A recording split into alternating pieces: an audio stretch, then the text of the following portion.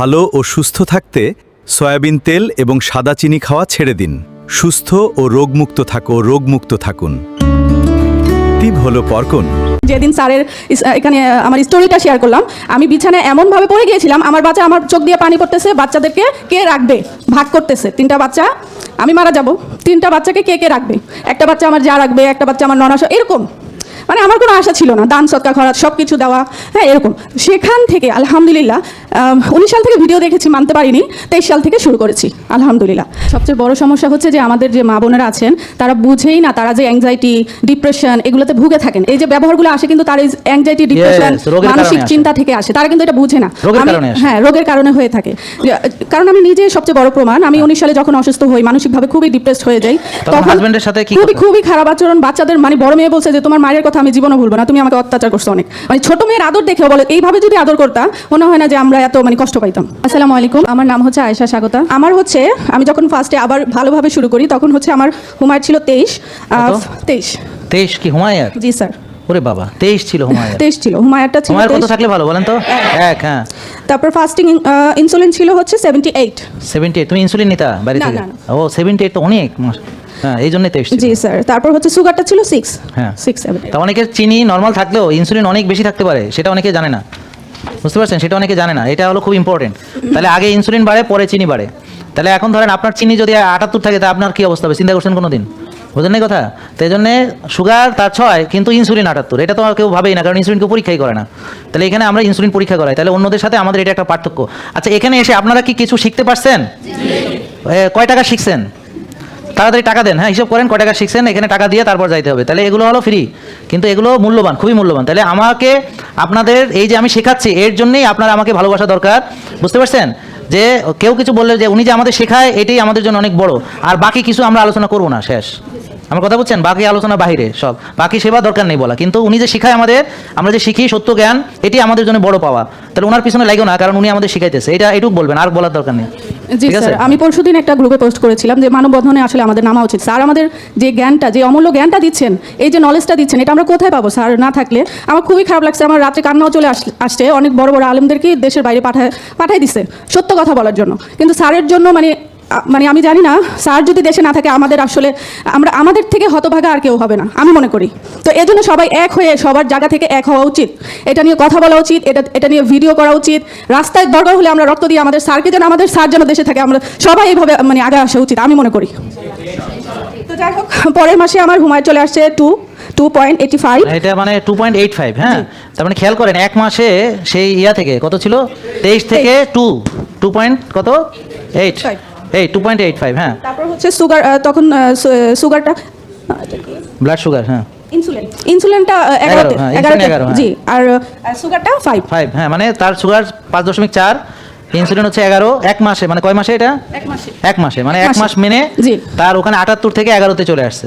তারপর এখানে হুমায়ুর 2 এর কাছে চলে আসছে, মানে 2 এর কাছে চলে আসছে। তাহলে ভালো করে মানলে এক মাসে যে মানা যায়। আর ওর সবচেয়ে বড় গুণ আপনারা মনে হয় খেয়াল করেন না, ওনার বড় গুণ হচ্ছে ও শিখতেছে, লিখতেছে এবং অর্গানাইজ করতেছে, এবং সে টাস্ক লিখে দেয়ালের মধ্যে, আমার এই কাজ, আমার সপ্তাহের এই মাসের এই, এবং এই যে আমরা বাৎসরিক, এই যে বাৎসরিক, তা আপনারা যদি এইভাবে না করেন তাহলে একদিন দেখবেন মরে গেছেন কবরে, কিন্তু কিছুই পৃথিবীতে করে যাইতে পারেন নাই, কারণ আপনার নিজের কোনো আমলনামা নাই। আপনি বুঝছেন? প্লিজ আপনাদেরকে এটা দিচ্ছি, একদিন আপনারা বলবেন ওরে আল্লাহ, উনি আমাদেরকে এত কিছু মূল্যবান জিনিস দিচ্ছে, আমরা সেটার মর্যাদা দেই না। যেমন আমরা কোরআনের মর্যাদা দেই না, কোরআনে বলা আছে হালাল তৈব খেতে হবে, কোরআনে বলা আছে রাত্রে ঘুমাইতে হবে, কোরআনে বলা হয়েছে তোমাকে রাত দিয়েছে ঘুমের জন্য, তোমাকে সীমা লঙ্ঘন করা যাবে না, তুমি শক্তিশালীর চর্চা করবা, তুমি মানে নিয়মের ভিতরে চলবা, তুমি ডিসিপ্লিন মানবা, তুমি হালাল তৈব খাবা, শয়তানের পদাঙ্ক অনুসরণ করবা না, তুমি অলসতা বিলাসিতা করবা না, হ্যাঁ, তুমি সময়কে মূল্যায়ন করবা, ওয়ালা সুন্নাল ইনসান আলা ফি খুস, হ্যাঁ, যে তোমার সময় মানুষ নিশ্চয়ই ক্ষতির ভিতরে নিমজ্জিত। যারা সময়ের মূল্যায়ন করে না সবাই, বুঝতে পারছেন তো? যারা ভালো নেকামল করে না জীবিত থাকতে, সবাই ক্ষতির মধ্যে নিমজ্জিত। যারা আখিরাতে সঞ্চয় করে না, যারা কবর আলো জ্বালানোর জন্য কাজ করে না, তা আপনি সারাদিন কি করেন, কি কাজে আপনার সারাটা দিন ব্যয় হয়, আপনি জানেন এটা? আপনি লিখেন, তারপর টের পাইবেন যে আপনি করেন কি করেন না কি, আপনি লিখে রাখেন, write it down, then you will recognise, you will realise, এবং আল্লাহর কাছে কি বলবেন ওই ডায়েরি দেখে দেখে আল্লাহর সাথে কথা বলতে পারবেন যে আল্লাহ কিছু একটা চেষ্টা তো করছিলাম, বাকিটা তোমার রহমতের ব্যাপার। বাট আমার তো আমল একটা আছে, আমার একটা আমল আছে। আপনাদের কোনো কি প্ল্যান আছে নিজের জীবনের ব্যাপারে? কোনো সাজেশন আছে? কোনো পরিকল্পনা আছে? তো আল্লাহ বলেন নাই তোমরা পরিকল্পনা করো, বলেন নাই? বলেন নাই পরিকল্পনা করতে? বলেন নাই তোমরা ভাবো না কেন? কোরআনে বলেন নাই তোমরা ভাবো না কেন? হ্যাঁ, তা আপনার যে মরা লাগবে ভাবেন না কেন? পরিকল্পনা করতে হবে না? আর ওই যে একটু আগে যে আমি শেখালাম যে আপনার ফিউচার কি, বসে বসে প্রেডিক্ট করবেন, আপনার কর্মের উপর ফিউচার প্রেডিক্ট করবেন। আমি শ্বাসের ব্যায়াম করি কিনা, আমি ঘাসে হাঁটি কিনা, আমি রোদ্রে যাই কিনা, আমি কি খাইছি, এগুলো হচ্ছে আপনার ফিউচার গড়ে দিবে বা ধ্বংস করে দিবে। কি বোঝা যাচ্ছে? আর এগুলোই সবচেয়ে গুরুত্বপূর্ণ। আমি কিন্তু ডায়েরিতে আমি লিখে রাখি আজকে শ্বাসের ব্যায়াম, আজকে বরফ থেরাপি, আজকে রোদ লাগানো, আজকে উইম হব, আজকে কেগাল, আজকে মানসিক পজিটিভিটির চর্চা করা। বাচ্চাদের সাথেও কিন্তু পজিটিভলি কথা বলতে হবে। এই যে আমরা মায়েরা অনেক রেগে রেগে বাচ্চাদের সাথে কথা তুমি বলি, এটা করতেছো কেন? স্বামীদের সাথে কথা তুই বলি। পড়াশোনা করিস না, জি। সারাদিন এই করিস। তো এটা কিন্তু মানসিক যে পজিটিভিটির চর্চা না এবং করলে বোন আসে আরেকটা না। কথা বললো, অনেক পর্দানশীল মহিলা আমার সাথে খ্যাস খ্যাস করে, বিলিভ মি, তারা জামাইরে কোনো মূল্যায়ন করে না। অথচ রাসূল সাল্লাল্লাহু আলাইহি ওয়াসাল্লাম বলছে যে মানে এমন অবস্থা যে পারলে স্বামীকে বলতো সিজদা দেওয়ার জন্য, স্ত্রীদেরকে সম্মানসূচক যে, কিন্তু সেই মহিলারা যাদেরকে বলা হয়েছে, হাদিসে এইভাবে বলা হয়েছে যে স্বামীর সাথে সর্বোচ্চ ভালো গলায় কথা বলো, ভালো টোনে, নট লাইক কথা, টোনটা ভালো হইতে হবে, আর সবচেয়ে নরম, সবচেয়ে সুন্দর টোনে, সবচেয়ে মানে এরা কি করে সবচেয়ে সুন্দর টোনে পরপুরুষের সাথে কথা বলে আর গলা দিয়ে মধু ধরে। আর আমার সাথে এই তুমি চুপ করো, তুমি চুপ করো, চুপ করো, তুই চুপ করো, তুমি কি বুঝো এটা, তুই চুপ চুপ, খালি বেশি কথা মানে এইভাবে কথা বলে। না, এখানে হচ্ছে কি সবচেয়ে বড় সমস্যা হচ্ছে যে আমাদের যে মা বোনেরা আছেন তারা বুঝেই না, তারা যে অ্যাংজাইটি, ডিপ্রেশন এগুলোতে ভুগে থাকেন। এই যে ব্যবহারগুলো আসে কিন্তু তার এই অ্যাংজাইটি, ডিপ্রেশন, রোগের মানসিক কারণে আসে। চিন্তা থেকে আসে। তারা কিন্তু এটা বুঝে না। রোগের কারণে আসে। হ্যাঁ, রোগের কারণে হয়ে থাকে। কারণ আমি নিজে সবচেয়ে বড় প্রমাণ। আমি 19 সালে যখন অসুস্থ হই, মানসিকভাবে খুবই ডিপ্রেসড হয়ে যাই, তখন হাজবেন্ডের সাথে কি খুবই কথা? খুবই খারাপ আচরণ। বাচ্চাদের মানে বড় মেয়ে বলছে যে তোমার মায়ের কথা আমি জীবনে ভুলবো না, তুমি আমাকে অত্যাচার করছো অনেক। মানে ছোট মেয়ের আদর দেখেও বলে এইভাবে যদি আদর করতাম মনে হয় না যে আমরা এত মানে কষ্ট পাইতাম। আমার বড় মেয়ের বছর 11 বছর, মানে আমি গায়ে প্রচুর হাত তুলতাম, মানে কোনো কিছু মাথা ঠান্ডা রেখে যে বলবো সেই মানে মেন্টালিটিই ছিল না। আর মেয়ের কাছে ক্ষমা চাই না? জি জি। মেয়ে কই আম্মু আসছে তোমার নাকি? কাছে না, আজকে আসতে চাইছিল, ভিডিও তো ঘুমাচ্ছে। দেখবে, বলো। আম্মু তোমার কাছে আমি খুবই আন্তরিকভাবে দুঃখিত, তোমার গায়ে আমি হাত তুলেছি, আমাকে ক্ষমা করে দিবা। ছোট মেয়েকে আমি ভালোবাসি, তোমাদেরকেও ভালোবাসি, অনেক ভালোবাসি। কিন্তু তখনও সুস্থ হয়নি তো, এই জন্য বোঝে না। আমি অসুস্থ ছিলাম, সবার সাথে, হাজবেন্ডের সাথে এত রাগারাগি করতাম, ইভেন শ্বশুর বাড়ির লোকদের সাথে, ননদ, দেবর, ভাসুর সহ কাউকে মানতাম না। আমার শাশুড়ি বলতো ও মানে ও একলাই 100, ও একলাই 100। হ্যাঁ, আর হচ্ছে আমার ওই যে তামান্না জানে ফার্স্ট ডে যেদিন স্যারের এখানে আমার স্টোরিটা শেয়ার করলাম, আমি বিছানায় এমনভাবে পড়ে গিয়েছিলাম, আমার বাচ্চা, আমার চোখ দিয়ে পানি পড়তেছে, বাচ্চাদেরকে কে রাখবে, ভাগ করতেছে। 3টা বাচ্চা, আমি মারা যাব, 3টা বাচ্চাকে কে কে রাখবে, একটা বাচ্চা আমার যা রাখবে, একটা বাচ্চা আমার ননাস, এরকম।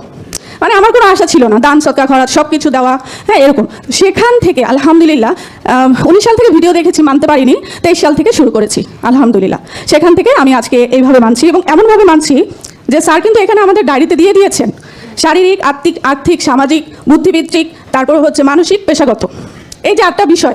এই বিষয়গুলো যদি আমরা না লিখি আসলে আমরা আমাদেরকে ইমপ্রুভ করতে পারবো না, এটা আমার কাছে মনে হয়। তারপর হচ্ছে এটার পাশাপাশি আমাদের মহিলাদের, মা বোনদের কিছু রোগ আছে, মনের রোগ, গীবত, চগলখুরি, তারপর হিংসা জমিয়ে রাখা, ক্ষোভ জমিয়ে রাখা, এগুলো কিন্তু বড় ধরনের রোগ। আসলটাই তো বলো না, জেলাসি। জেলাসি। জেলাসি আলাদা, হ্যাঁ, হিংসা, আর হচ্ছে কি- জেলাসি আলাদা। জি জি, আলাদা, পুরোটাই আলাদা, পুরোটাই আলাদা। তো যখন থেকে দেখলাম আমার মা বোনদেরকে দিনের দাওয়াত দিতে দিতে দেখলাম যে 99% বোনেরা আমার অসুস্থ। কেন? কারণ তাদের মনের রোগগুলোই বেশি, তাদের গীবত বেশি, তাদের হিংসা বেশি, তাদের জেলাসি বেশি, তাদের হচ্ছে প্রচুর, তারা চগলখড়ি করে। মানে আমি এখন বলে আসছি, আমি নিজেও করতাম, সত্যি কথা, আমার শাশুড়ির কথা, ননদের কথা বলে ফেলছি, মায়ের সাথে, খালার সাথে। এখন এতটাই নিজেকে ম্যানেজ করা শিখেছি স্যারের লাইফস্টাইল মেনে, অথচ তখন কিন্তু আমি মাদ্রাসায় পড়েছিলাম, আমি জানতাম কি করলে কি হয়, বাট এগুলো ম্যানেজ করা আমি শিখি নাই। তারপর যখন এই লাইফস্টাইলে আসি সব কিছু আমি বুঝতে পারি, আল্লাহ এগুলো তো যখন তাফসির পড়ি, এগুলো তো আসলে আমাদের রোগ, অনেক বড় রোগ। এটা থেকে আমার ডিপ্রেশন, এটা থেকে আমি মানসিক রোগী, এটা থেকে আমি অসুস্থ। তাহলে বোনেরা যদি আপনারা এগুলো চিন্তা না করেন, আসলে বিছানায় পড়ে যাবেন এই রোগ থেকে। আপনাকে বিছানায় ফেলে ডাক্তার, এগুলো কোনোদিনও ডাক্তার ভালো করতে পারবে না, কোনোদিনও না। এই হচ্ছে আমার বিষয়। তো এই ডায়েরিটা সবাই মেনটেন করবেন, আমি চেষ্টা করছি। আরেকটা জিনিস হচ্ছে প্রতিহিংসা। হ্যাঁ, আপনারা খুব প্রতিশোধ পরায়ণ হন, আপনারা হয়তো বুঝেন না। কারণ হচ্ছে যে মানে ও এটা কেন করলো, এটার আমি একটা সুযোগ পাইলে আমি এটা করব। বিশেষ করে হাজবেন্ডের সাথে বেশি করে এটা, যে একটা প্রতিশোধমূলক। হ্যাঁ, ক্ষমা দেখা করতে- গেল যে হাজবেন্ড আসছে মিউচুয়াল করার জন্য, কিন্তু ও এটা পুষে রাখছে, কয়েক তোরে দেখে নিবো আমি, তুই যে আমার কষ্ট দিছিলি না, আমি সুযোগ পাই, এটা আমি তোরে আমি ছাড়ুম না। ব্যাপারটা বুঝছেন? কোনোদিন ক্ষমা নাই। ক্ষমা আল্লাহ করে, ক্ষমা সবাই করে, কিন্তু ক্ষমা তারা করতে পারে না। আসলে আমিও করতাম না। এখন স্যারের লাইফস্টাইল যখন থেকে মানা শুরু করছি, হয়তো হাজবেন্ড জানে, ভয়ে আমার কাছে বলে নাই যে এই কথাটা শুনলে আমার ওয়াইফ রেগে যাবে, বাট আমি শুনছি, তারপর বলছি ভালো করছো, এটা তো তুমি কি আগের স্বাগতা, মানে আমার হাজবেন্ড বলে এরকম আর কি, যে এত যারা কাজ- আপনারা বউ চেঞ্জ করতে চান, যে কি লাইফস্টাইল ফলো করেন, মানে বুঝেন না, ওর হাজবেন্ড বলতেছে তুমি কি আগে সেই, মানে এই যে ও চিৎকার চেঁচামেচি করতো, আর রাগারাগি সবচেয়ে করতো। সবচেয়ে বড় কথা আমি এখানে বলে যাই, আমার হাজবেন্ড ঘাসে হাটে, সেও একজন হাফেজ আলেম মানুষ। তো উনি হচ্ছে যে কি করতো, মানে রাত 3টা বাজে ওঠার অভ্যাস, তাড়াতাড়ি আমাদের আগে থেকে শোয়ার অভ্যাস। কিন্তু কেন আমরা রোগী হচ্ছি বুঝতাম না। ওই যে 3 বেলা ভাত, আমরা 3 বেলা ভাত সয়াবিন খাচ্ছি, তেল। সয়াবিন তেল খেয়েছি, খেয়ে শুয়ে গিয়েছি। আমার শ্বশুর হচ্ছে আমেরিকান স্কুলে জব করতেন, কঠোর পরিশ্রম, 35 বছর আমেরিকার রাষ্ট্রদূতের পুরস্কার দিয়ে গিয়েছেন, অথচ তার হাতে ব্লক পড়তে হয়েছে, মানে ring গবেষণা পড়াতে হয়েছে। রিং পড়তে হয়েছে গবেষণা করে। মানে আমরা চিন্তা করে দেখলাম যে কেন, আমাদের শ্বশুর তো অনেক পারিশ্রমিক ছিল, ওই যে খেয়ে ভাত খেয়ে, গরম ভাত খেয়ে 10টা বাজে দুধ খেয়ে ডাইরেক্ট শুয়ে যেত। সে তো আর্লি শোয়, কিন্তু ভাত খেয়েই শুয়ে যেত। এবং খুব খারাপ একটা জিনিস, দুধকে সবাই মনে করে যে খুবই ভালো একটা পবিত্র খাবার, পবিত্র খাবার। এবং ইমামরা আলেমরা, কারণ যে রাসূল সাল্লাল্লাহু আলাইহি ওয়াসাল্লামের দুধ দেওয়া হয়েছিল, এই জন্য ওইখান থেকে তারা এটাকে মিলাইছে। কিন্তু আপনি যে এখনকার যে দুধটা আপনি খাচ্ছেন আর ওই দুধ জান্নাতে যেটা তাকে দেওয়া হয়েছিল, ওইটা এক না ভাইয়া। হ্যাঁ, এটা সেটা গেল, কিন্তু ওইটার এটা এক না। আর একটা হচ্ছে যে আপনার যদি ইনসুলিন রেজিস্ট্যান্স থাকে, তো রাসূল সাল্লাল্লাহু আলাইহি ওয়াসাল্লাম ইনসুলিন রেজিস্ট্যান্স মনে হয় ছিল না, আমি শিওর যে ছিল না, কারণ উনি তো কোরআন হাদিসের আলোকে, মানে কোরআনিক জীবন, তাহলে কোরআনিক জীবনে ইনসুলিন রেজিস্ট্যান্স থাকার কোনো সুযোগ নেই। এবং বোন আরেকটা কথা বলেছে, এটা খুব ইম্পর্টেন্ট, যদিও আজকে আরও অনেকের কথা আমাদের শোনার কথা ছিল, কিন্তু ওনারটা এতই গুরুত্বপূর্ণ যে আমি অন্যদেরকে এই মুহূর্তে করতে পারছি না। সেটা হলো, এখান থেকে আমাদের অনেক কিছু শেখার আছে, এই জন্য অন্য কিছু না। সেটা হলো যে মেয়েদের বেশিরভাগ রোগ হচ্ছে মনের ভিতর থেকে আসে, কারণ প্রদাহটা তাদের ভেতর থেকে আসে, ওই যে ইমোশনগুলো। এবং সবচেয়ে মজার ব্যাপার হচ্ছে এই যে এই কথাগুলো যখন আপনি তাদেরকে বলবেন, আপনার দিকে কটমট করে তাকাবে, ও নিশ্চয়ই নারী বিদ্বেষী, জি, জি, জি। ও নিশ্চয়ই আমাদের ক্ষতি চায়, ও আমাদের দলের লোক না, ও বেটা মানুষ। তো আসলে ব্যাপারটা তা না। আসলে আপনাকে ভুল ধরা যেই দেবে, আপনি তার প্রতি এভাবে তেড়ে আসবেন। হ্যাঁ, আসলে এটা ভুল যদি সে স্বীকার করে, তাহলে তো সে ভালো হয়ে যাবে। তার ভুলটা যদি সে রিকগনাইজ করে, সে ভালো হয়ে যাবে। এটা যখন সে অ্যাড্রেস করবে, যখন সে সচেতন হবে, না এগুলো ভুল, ঠিক না, তখন কিন্তু সে শুধরে নেবে। কিন্তু সে তো নিজেকে পরিবর্তন করতে আগ্রহী নয়। মেয়েরা তাদেরকে পরিবর্তন করতে একদমই আগ্রহী নয়। সে যা খাচ্ছে সেটাই খাবে, আপনি আমার ওষুধ দেন, আপনি আমার ইঞ্জেকশন দেন, আপনি যা খুশি করেন, কিন্তু আমি ব্যায়াম করব না, আমার খাওয়া আমি চেঞ্জ করব না, আমি রাত জাগবই, মানে আমার চলাফেরা আচার আচরণ যা, আমি ঠিকই আছি, সবাই খারাপ, কেউ আমার বুঝে না, আমি একমাত্র ভালো, কেউ বুঝে না, কেউ বুঝে না, জামাই বুঝে না, বাচ্চা বুঝে না, শ্বশুরবাড়ির লোক বুঝে না, এমনকি আমার মা পর্যন্ত আমারে বুঝে না। মানে মা যদি বুঝাইতে যায়, মা তোর এই কাজগুলো ঠিক না, হ্যাঁ তুমিও আমারে বুঝলা না, মার সাথে লাগাই দিবে। মানে সোজা কথা হলো, তার মনের সাথে মিল হয়নি বা তার চিন্তা ভাবনার সাথে মিল হয়নি, এরকম যে সব খারাপ, একমাত্র পৃথিবীতে সে ছাড়া আর কোনো ভালো লোক নাই। এই হলো চিন্তা, এইভাবে কাজটা করে। কারণ টোটালি ইবলিসের টোটাল কর্মকাণ্ড এইভাবে নিয়ন্ত্রিত হয়। ইবলিস তাকে পড়াইতে পড়াইতে, বুঝাইতে বুঝাইতে বুঝাইতে বুঝাইতে তার ওই সাইকোলজিতে নিয়ে তাকে ছেড়ে দেয় যে এবার তুই নিজেই যথেষ্ট, তোর আর ইবলিসের সাহায্যের দরকার নেই, কারণ তুই নিজেই যথেষ্ট পারবি, আর কারো লাগবে না। ওখানে নিয়ে তারা ছেড়ে দেয়, এবং দে আর ভেরি অ্যাডামেন্ট, মানে সে জানে যে সেই একমাত্র বিশুদ্ধ পৃথিবীতে, আর সব ভুয়া। এই পর্যন্ত চলে যায়। জি, স্যার। এবং কয়েকবার কফিয়ানামা করলেই আস্তে আস্তে সে বুঝতে পারে জি, যে স্যার। তার এই চিন্তা ভাবনাগুলো ধীরে ধীরে সে রিকগনাইজ করতে পারে। তারপর শ্বাসের ব্যায়াম, রোদে যাওয়া, ঘাসে রোদে হাঁটা। যাওয়া, ঘাসে হাঁটা, পজিটিভিটির চিন্তা করা, বিশেষ করে মাইন্ডটাকে নিয়ে আপনার পড়তে হবে। মাইন্ড থেকে যে আমাদের ভাগ্যিস চিন্তাগুলো, কথাগুলো ও বলতেছে, আমি বললে তো এতক্ষণ আমার দিকে এইভাবে তখন মাইন্ডটাকে চোখ নিয়ে দিয়ে খাই ফেলাই দিত। মাইন্ডটাকে ট্রেন আপ করাইতে হবে। আমাদের বডিটা যেমন ট্রেনিং করি, জিম করি, মাইন্ডটারও একটা ট্রেনিং এর ব্যাপার আছে। মাইন্ডটাকে ট্রেন আপ করাইতে হয়। আমার আসতেছে খারাপ চিন্তা আসবেই, এটা শয়তানের কাজ বলেন, আরেকজন রূপ, ওয়াসওয়াসা, শয়তান সারাক্ষণ কিন্তু ওয়াসওয়াসা ওই দিচ্ছে। মাইন্ডটাকে আবার পজিটিভলি কনভার্ট করতে এবং হবে। এই কথাটা যখন আপনি বলতে যাবেন যে এটা ইবলিসের ধোঁকা, কয় হ্যাঁ আমার ইবলিস বলছো, তুমি ইবলিসের সাথে আমার তুলনা করছো, হ্যাঁ আমি ইবলিস, এই ও আরেক দিক চলে গেল। এবার তো আপনি শেষ, এবার তো আপনি শেষ, এবার তো আপনি কোন ইন্না লিল্লাহি ওয়া ইন্না ইলাইহি, এটা কি তো স্যার বলছেন? আমার সাথে হয়েছে। আমি যখন ফার্স্ট টাইম জিমে যাই 19 সালে, আমার শ্বশুর আমাকে ঘর থেকে বের করে দিয়েছে যে তুমি মেয়ে মানুষ হয়ে কেন জিম করবা। তারপর এমন ভাবে পজিটিভ হয়েছে, এখন তারা এখন আমাকে উৎসাহ দেয়। ইভেন তারা আরো আমার পরিবার, তারপর আত্মীয় স্বজন কে কে যাবে, তারা আমাকে ফোন করে বলে। এই যে আরেকটা ট্যাবু যে পর্দানশীল বলে না কেন জিমে যাবে না। আমাদের জিমটা এখন আলহামদুলিল্লাহ আলাদা, সম্পূর্ণ আলাদা। স্যারের জিমে কোনো মিউজিক নাই, কোনো মিউজিক নাই, ছবি তারপর নাই, ছবি নাই, কোনো পোলাপান খুব নাই, শুধু সুন্দর মেয়ে পরিবেশ। আলাদা, ছেলে সম্পূর্ণ আলাদা। খুব সুন্দর। ভেন্টিলেশন সিস্টেম তো অন্য জিনিস, সেটা না বললাম যে এখানে এয়ার কন্ডিশনিং সিস্টেম না, এখানে এয়ার ভেন্টিলেশন সিস্টেম, মানে এক্সজস্ট দিয়ে খারাপ বাতাস বেরোবে, ভালো বাতাস আবার বাইরে থেকে ঢুকবে, বাইরে থেকে। ওটা আবার ফিল্টার হয়ে ঢুকবে, জি, স্যার। হ্যাঁ, সাথে উইথ এয়ার কন্ডিশনিং। তো এই জিনিসটা অন্য কোনো জিমে আপনি পাবেন, এরকম জিম পাচ্ছি না, নাই আমরা বললেই পাচ্ছি চলে, না। নাই, মানে আমাদের এলাকায় মনে করেন নাই, পাচ্ছি না, তবে এতটুকু ফ্যাসিলিটিস পাচ্ছি, মেয়েরা আলাদা টাইমে করছে, ছেলেরা আলাদা আলাদা time-এ। time-এ করছে, কিন্তু এত এটা কিন্তু music, ওখানে music বাজবে, এত মিউজিক, তারপরে- আমি হেডফোন দিয়ে স্যারের লেকচারটা দিয়ে দিই, আমার কানে আসে না, আমি যতটুকু মেনটেন করতে পারি আর কি, যে আল্লাহ মানে তো এমন ভাবে প্রত্যেকে ভাব করছে যে জিমে যেন কোনো পর্দানশীল মহিলা যেতে না থাকতে পারে। পারে। আবার সিসি ক্যামেরা থাকে। হ্যাঁ। হ্যাঁ, আমাদের হ্যাঁ, যেমন হ্যাঁ। এখানে সিসিটিভি তো আপনাকে কোনো আমি- কিছু, মানে মেয়েদের জোনটা সম্পূর্ণ ফ্রি। তার মানে কি আমি বলছি যে চলো আমরা যারা এরকম আছি, আমরা সবাই মিলে, আমরা তো সব পারবো না সব জায়গায়, কিন্তু আমাদের এলাকায় একটা জিম করি যেখানে অন্তত পর্দাশীল মেয়েরা সেফলি করতে হ্যাঁ, পারবে, হ্যাঁ। জিমটা করতে পারবে, মিউজিক থাকবে না, এবং সেখানে দাওয়াতি কাজ চলবে, এবং সেখানে দিনের কাজ, স্বাস্থ্য, সুস্থতা সব একসাথে, ইনশাল্লাহ। ইনশাল্লাহ, তো ইনশাল্লাহ। এইভাবে আর কি আমরা উদ্যোগ নিয়েছি, দোয়া করবেন সবাই। আমি জিমে ট্রেনিং এ আছি, ফিটনেসের, মাইন্ডের, এগুলোর উপরে ট্রেনিং চলতেছে আমার। এখন মূল কথা হচ্ছে আমি আমার আম্মুকে নিয়ে আসছি। ওই যে আম্মু, সে ব্যায়াম করতে পারে না, তার মেরুদণ্ডের হাড্ডি নাকি ক্ষয় হয়ে গেছে। পৃথিবীতে ব্যায়াম করতে পারে না এমন কেউ নাই। তো আমি বলছি এই যে, চেয়ারে বসে মা পড়ো। আপনারা এই যে হাতিরাম করেন তো। আসো, তুমি এদিকে না আসো। না থাক লাগবে না এখানে, ওই তো ব্যায়াম পারে শেষ। এটাই আমার তো। একজন বোন আসছে, আমি 2-3 জনকে নিয়ে আসছি, আরো দিচ্ছি। আপনি মা আবার দাঁড়ান, আবার বসেন, তাই তো উনি ব্যায়াম করতে পারে, এটাই বারবার হ্যাঁ, করে। এগুলো ভিডিও স্যারে পৃথিবীতে পাঠাচ্ছি। যে উঠা বসা করতে পারে, এর চেয়ে বড় ব্যায়াম আর কোনো নাই। জি স্যার, আপনারা এটাই। সবাই দাঁড়ান, সবাই। হ্যাঁ হ্যাঁ, এই তো সুন্দর। এবার ধীরে ধীরে বসেন, আস্তে আস্তে, হ্যাঁ তাড়াহুড়া করে বসবেন, হ্যাঁ আস্তে আস্তে বসেন, হ্যাঁ ওকে ভেরি গুড। হ্যাঁ, ওই যে অনেকে যারা দুর্বল ওরা তাড়াতাড়ি বসে গেছে। আচ্ছা তাহলে এবার ধীরে ধীরে দাঁড়ান, ধীরে ধীরে দাঁড়ান, একদম স্লোলি, মনে করেন স্লো মোশন, আপনাদের স্লো মোশন হইতেছে। হ্যাঁ, আবার খুব ধীরে ধীরে বসেন, হ্যাঁ ধীরে ধীরে বসেন। হ্যাঁ, এইভাবে 15-20 বার করলে এর চেয়ে বড় ব্যায়াম আর নাই। আমার কথা বলছি, যারা বলে ব্যায়াম করতে পারে না, এটাই অনেক বড় আর ব্যায়াম। মেয়েরা সবচেয়ে বেশি অলসতা মেয়েরা করে ব্যায়ামের ক্ষেত্রে। হ্যাঁ, তো ছেলেরাও কম না, ছেলেরাও জি। কম না, এরকম কতগুলো আছে ব্যায়াম মানে করবে না। আচ্ছা, এখন আমি যেটা করি, একদম আমার টার্গেট থাকে যে আজকে আমি কতজনকে সুস্থতার দাওয়াত দিব।